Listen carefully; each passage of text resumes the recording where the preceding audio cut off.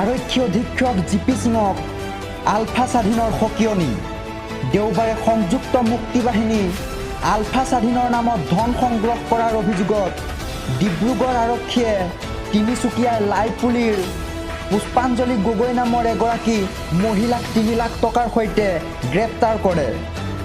আৰু এই ঘটনাৰ সন্দৰ্ভত আলফা স্বাধীনে সংবাদ মাধ্যমলৈ প্ৰেৰণ কৰা এক বিবৃতি যোগে কয় যে আমি জনগণৰ লগতে অসম আৰক্ষীক আমি জনাওঁ যে উক্ত মহিলাগৰাকীৰ সৈতে আমাৰ সংগঠনৰ কোনো ধৰণৰ সম্পৰ্ক নাই।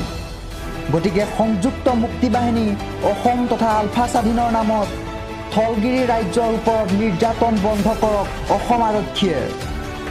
আৰু আনহাতে দেওবাৰে শিৱসাগৰ জিলাৰ গেলেকীৰ হেমচেতিয়া নামৰ এগৰাকী ব্যক্তিক একেই ধৰণৰ মৰাণহাট আৰক্ষীয়ে গ্ৰেপ্তাৰ কৰি আৰু এই অভিযোগ অনুসৰি আৰক্ষীক আক্ৰমণ কৰি পলায়নৰ চেষ্টা কৰিছিল হেমচেতিয়াই। পলায়নৰ অভিযোগত হেমচেতিয়াৰ ভৰিত গুলী কৰে আৰক্ষীয়ে। এই সন্দৰ্ভত ইতিমধ্যে ফেচবুক পোষ্ট প্ৰচাৰ কৰিছে আৰক্ষী সঞ্চালক জিপি সিঙে। আলফা স্বাধীনে এই সংবাদ মাধ্যমলৈ প্ৰেৰণ কৰা এটা বিবৃতিত এই ঘটনাৰ সন্দৰ্ভত প্ৰতিক্ৰিয়া প্ৰকাশ কৰি কয় যে উক্ত ব্যক্তিগৰাকীক সংযুক্ত মুক্তি বাহিনী আলফা স্বাধীনে ধন সংগ্ৰহ কৰাৰ বাবে নিয়োগ কৰা নাছিল। আলফা স্বাধীনৰ নাম লৈ কোনো দুষ্ট চক্ৰই হয়তো তেখেতক ব্যৱহাৰ কৰিব পাৰে।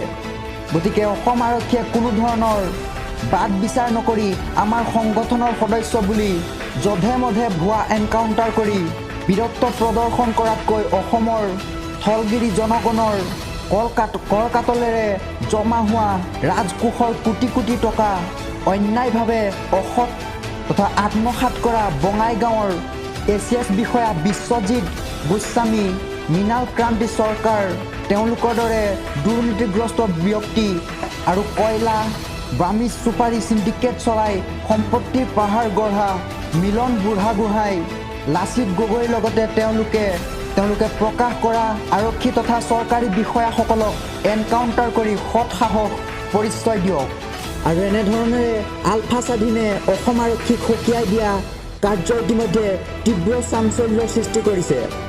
আৰু ইয়াৰ লগতে আৰক্ষীয়ে গ্ৰেপ্তাৰ কৰা পুষ্পাঞ্জলি গগৈ আৰু হেমচেতিয়াৰ বিষয়টো ইতিমধ্যে ৰহস্যময় হৈ পৰিছে।